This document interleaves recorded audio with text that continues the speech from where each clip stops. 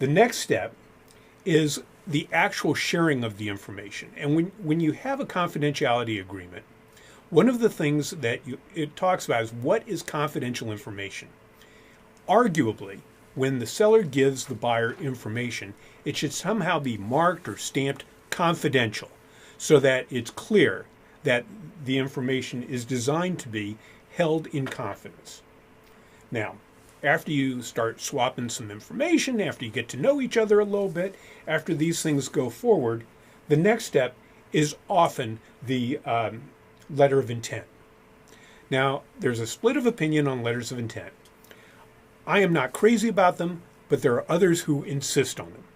What a letter of intent is designed to do is to lay out the terms and conditions of the deal in broad terms.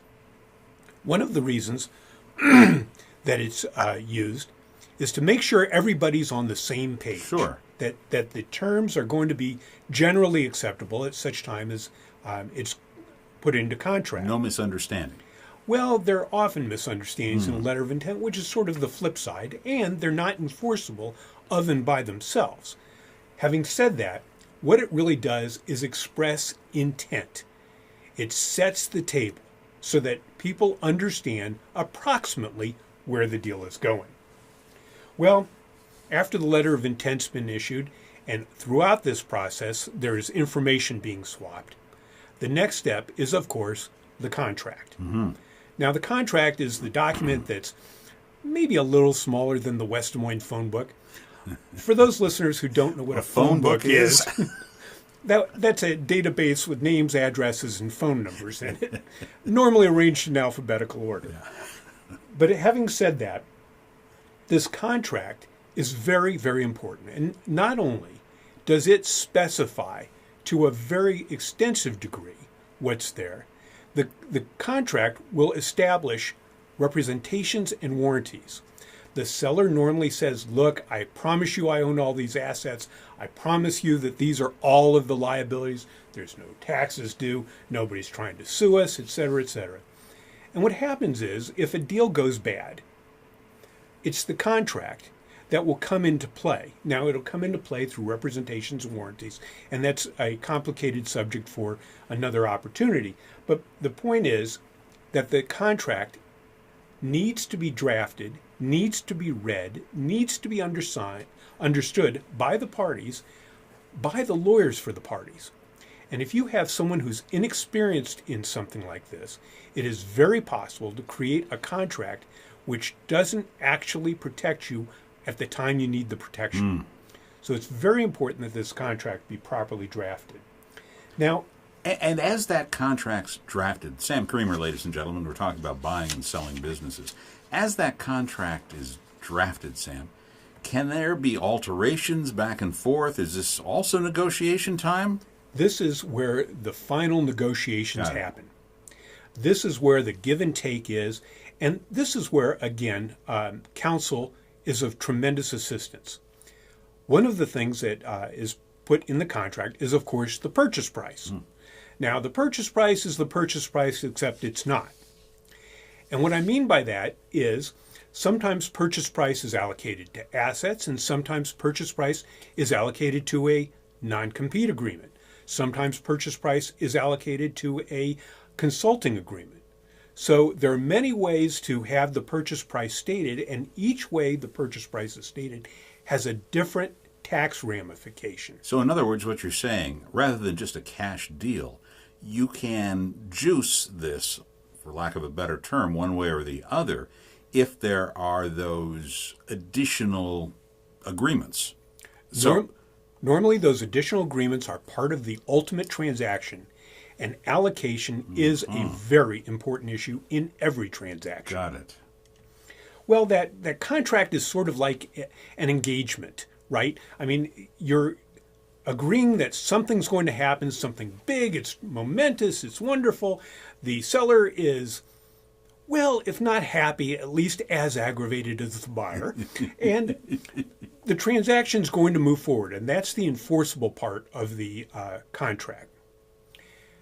Closing is where the money swaps. Before we get to closing, what happens, Sam, if this negotiation's been going on, as you say, a marathon for some time, and we get to the drafting of the contract, and one of the parties say, you know what?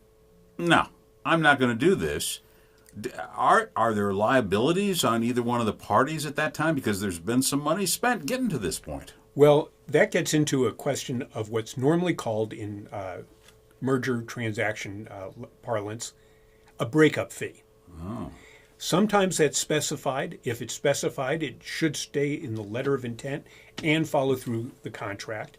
But most of the time, if there's a breakup prior to signing the contract, most of the time, both of the parties have spent money, approximately equal amounts of money, and normally there is not a breakup fee. But to the extent the parties insist on one, that certainly is something that we have done in other contracts. When we're moving towards the closing is where the money changes hands, the title to the assets change hands, and that's really kind of like getting married. I mean, at that point, there's a unity of interest. Everybody, again, is reasonably happy. Step on the glass and say, yay, let's go. It's all good at that point. Right. Afterwards, there's, of course, things that can and do come up. For instance, if the seller has a consulting agreement, is the seller actually providing those consulting services? Are the assets exactly like were promised in the contract? Sometimes yes, sometimes not so much. So sometimes closing is kind of the end of the end. Sometimes it's the end of the beginning. And ultimately there can be a divorce.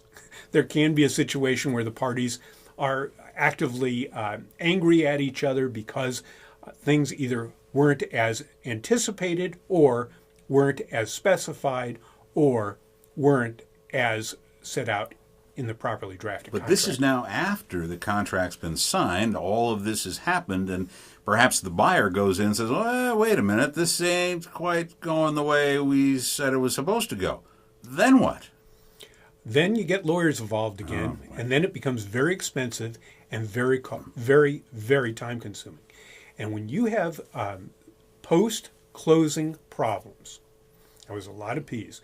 If you have post-closing problems, those will invariably detract from the business operation.